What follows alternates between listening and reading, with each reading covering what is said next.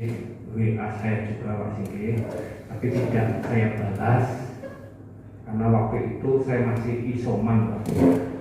Bukan berarti kita tidak melangkah, kami sudah memerintahkan Busek untuk mengkaji bersama teman-teman. Nanti kalau saya sudah isoman, saya langsung mengumpulkan yang terkait. Setelah selesai isoman, saya langsung mengumpulkan teman-teman yang terkait, dari Ketua Wandi, MKKS, Kepala SMP Negeri 1 Tunjungan, dan teman-teman Habib. Yang pada intinya dinas tetap ikut bertanggung jawab untuk memberikan pembinaan. Dan pembinaan itu kami sampaikan. Saya yakin teman-teman kepala sekolah sudah bersol, sudah tahu terkait dengan pakaian seragam sekolah sesuai dengan Permendikbud nomor 45 tahun 2014. Di dalamnya ada tujuannya, ada pengadaannya, ada sanksinya. Kami ingatkan. Yang kedua, kami juga minta pendapat dari teman-teman kepala sekolah yang notabene dalam pelaksanaan seragam ini, karena dinas selama ini memang kewenangan kepala sekolah kami serahkan ke kepala sekolah terkait dengan pengadaan seragam. Setelah kami menanyakan ke teman-teman, banyak data yang disampaikan pada kami, yang pada intinya memang betul di sekolah itu ada toko sekolah yang menyediakan alat-alat sekolahan, di dalamnya ada seragam. Seragam itu juga permintaan dari orang tua. Ada beberapa orang tua minta toko itu untuk menyiapkan seragam, memang betul. Yang kedua, bahwa kepala sekolah itu tidak memaksa untuk beli seragam di sekolah. Dan yang ketiga, tidak ada jualan paketan. Jadi siswa atau orang tua beli satu seragam boleh, dua seragam boleh, tidak pakai dasi, topi, dan lain sebagainya. Ini informasi dari kepala sekolah. Oke, terima kasih.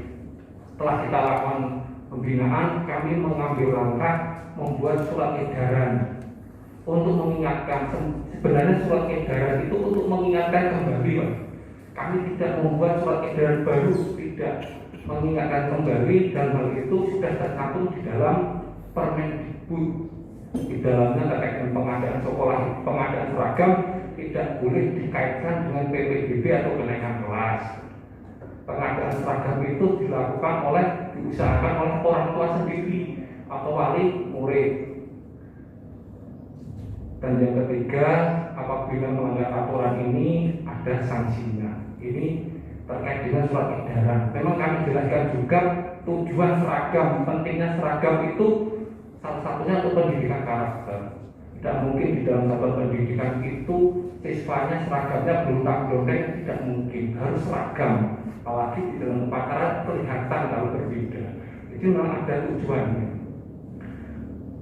Itu mungkin Pak Singgih yang kami mengambil langkah. Kami sudah mengundang teman-teman kepala sekolah, MKKS, dan kepala SMP 1, dan terkait data juga Bu Eti sudah memberikan kami data siswa yang beli itu siapa saja, belinya berapa setel, sudah data diberikan pada kami, dan juga subsidi silang atau kontribusi ke bagi yang tidak mampu. Bu Eti juga sudah bilang, oke, harapan kami sudah memberikan pembinaan, membuat surat edaran jelas, harapan kami sudah selesai. Ternyata ini masih terus, ya, atas petunjuk Pak Bupati, hari ini kita laksanakan pertemuan. Dan mungkin dalam surat edaran pembinaan itu di dalamnya yang disampaikan Pak Singgih ada, Pak Singgih, betul bahwa ini jadi evaluasi dinas pendidikan ke depan, khususnya terkait dengan batik seragam, seragam batik. Ke depan batik itu bisa menggunakan UMKL atau batik lokal di Blora. Ini untuk menumbuhkan ekonomi atau UMKM yang ada di Blora. Ini jadi evaluasi, nanti teman-teman MKKM yang akan evaluasi terkait dengan pengadaan atau pembelian batik lokal. Mohon izin, itu Bapak Bupati yang kami tidak menawarkan baik secara lisan maupun tertulis. Jadi orang tua langsung duduk, dan memang benar di orang itu bahwa kami tidak memberikan kwitansi, karena begitu duduknya saya sampai Bapak ikut tolong jaga jarak, karena begitu Pak. tua. Kemudian ada teman saya punya inisiatif membuat gilet untuk Bapak Ibu orang tua yang beli seragam bisa menunggu di tempat, kemudian akan dipanggil nomor. Kemudian saya sampaikan apa yang disampaikan di koran atau di media-media.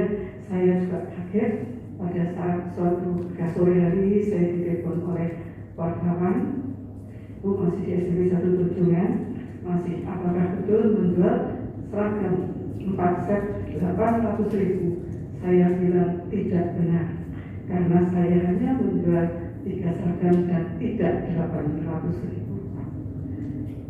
Kemudian saya sampaikan juga bahwa memang benar kami menjual putih biru, kemudian dosis, pramuka dan batik. Jadi itu kemudian ditambah atribut.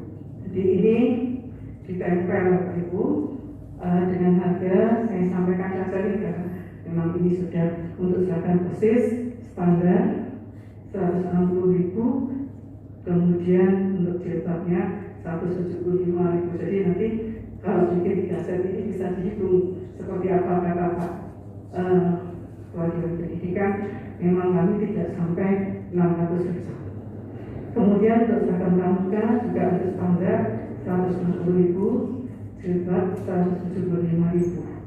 Sedangkan batik untuk standar agak mahal karena memang batik itu tidak misalkan standar 125, ini 1,5 semua Pak. Kemudian untuk jumbo harga batik, harga batik per meternya atau satu motif. Oh, ini untuk standar plus ini dengan putihnya Pak, si 1 setel 210 itu 1 setel atas bawah. Ukuran tidak 1 meter. Tidak 1 meter, 1,5 kita menggunakan batik prima. Kemudian kami menjual atribut bed, outfit dan lain sebagainya itu 30.000 dengan mendapatkan 15 item Pak. Jadi ada itu 15 item. Sedangkan untuk kelengkapan seragam betul tadi Pak, sesuai dari laporan pokok tidak bisa dihitung karena pesannya tidak sesuai jumlah siswa. Jadi perlengkapan seragam itu 60.000 kalau itu beli semua 5 item. Jadi itu di kami Bapak Ibu, mungkin di sekolah lain berbeda karena mungkin kualitasnya juga berbeda. Jadi itu yang saya sampaikan. Sudah mohon maaf, bukan saya mau membantah, kami akui bahwa kami tidak menggunakan kwitansi.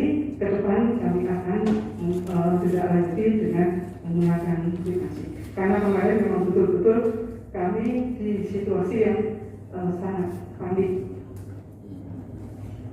Kemudian betul Bapak kemarin sudah kami sampaikan data. Kemudian di masa pandemi ini Bapak-bapak yang saya hormati, kami tidak hanya sekarang, setiap tahun kami ada kontribusi untuk siswa miskin. Jadi ada bantuan, jadi misalkan pertama masuk ada yang tidak seragam, kita diberi kenapa, kemudian kita beri.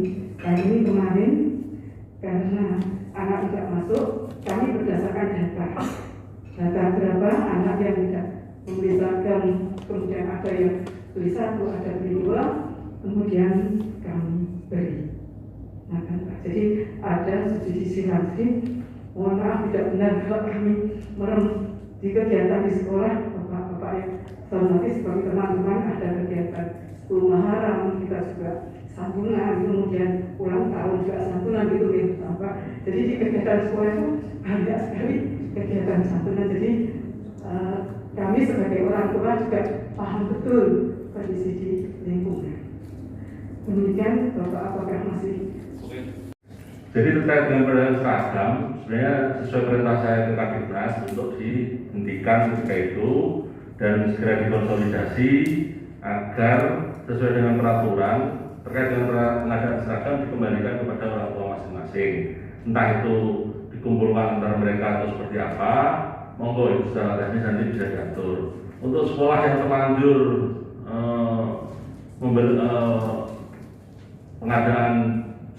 ini nanti kalau memang serasa harganya itu mahal, tolong selisihnya dikembalikan aja biar tidak menimbulkan polemik. Jadi dirundingkan lah dengan orang tua murid, kira-kira kalau yang kemahalan berapa, anunya berapa ya nanti dikembalikan gitu. Kalau masih ada yang tidak mampu nggak kuat beli, nanti saya yang nyumbang, saya bantu ya. Jadi kalau memang ada yang menyatakan memang DTKS ini nggak memenuhi syarat, jadi kita bantulah seragam ini. Jadi intinya jangan memberatkan ke orang tua yang tidak mampu. Bagi orang tua yang mampu mungkin nggak masalah, tapi yang tidak mampu ini kan merupakan beban di era yang seperti ini.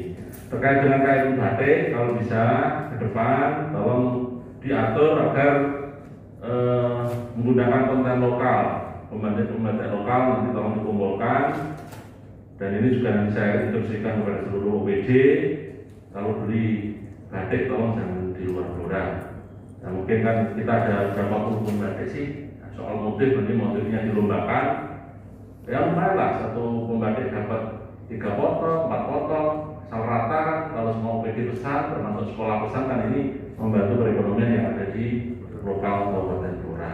Ya, jadi intinya itu nanti tolong Pak MKKS ya, tolong dikonsolidir, dikembalikan lagi ke orang tua murid yang keberatan siapa, umpamanya ada selisih, ya dikembalikan selisihnya kalau memang itu dirasa memberatkan. Dan terkait dengan COVID, alhamdulillah kita ini sudah grafiknya sudah turun. Yang dirawat di rumah sakit ini 6 rumah sakit sekitar 49 hari ini. Yang isoman 250 ini akan kita gempur dengan berbagai macam perawatan biar nanti isoman ini juga bisa turun. Vaksinasi tolong Pak Kadinas ya, kita sekarang sedang fokus di SMA, mungkin nanti guru-guru semua juga harus divaksin yang memberikan pelayanan tatap muka nanti. Kita inginnya sih segera level kedua. Kalau angka kematiannya ini sudah bisa 1 atau 2, kita bisa tanggal 9 semoga bisa ke level 2. Kalau level 2 nanti kita izin supaya bisa tatap muka. Oleh karena itu nanti disiapkan menghadapi tatap muka ini, nanti guru-guru semua harus divaksin dulu. Untuk yang SMP mungkin kalau memang dibolehkan, yang muridnya nanti coba ya bertahap ya. Tapi sekarang kita mau fokus untuk yang SLTA. Saya kira itu ya dari saya. Nanti tolong di Dinas dengan MKKS dengan beberapa sekolah-sekolah formil ya untuk diselaraskan lah, dikonsolidasikan, terus kemudian tentunya dalam pendidikan ya untuk bisa membantu untuk mengawasi kaitannya dengan pendidikan. Benar, memang ini jadi fokus kita juga untuk dalam pendidikan. Yang putus sekolah gara-gara COVID berapa ini harus kita data kembali. Saya ingin tahu datanya, kaitannya data anak putus sekolah akibat pandemi dan di mana saja.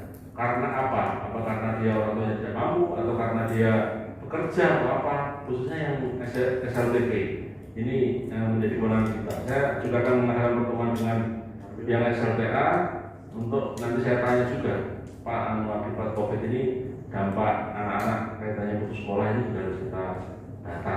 Terus saya kira mungkin teman-teman media mau tanya atau ada yang mau disampaikan. Kesimpulannya, jadi sudah kami perintahkan kepada Pak Dinas Pendidikan dan juga MKKS, Kepala Sekolah Kabupaten Blora, terkait dengan pengadaan seragam sekolah ini, tolong untuk dikembalikan kepada orang tua murid masing-masing. Kalau kemarin ada kemahalan, selisih kemahalannya tolong untuk bisa dikembalikan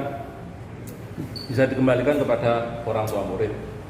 Jadi sekolah dilarang untuk urus soal seragam ini karena ketentuannya tidak boleh.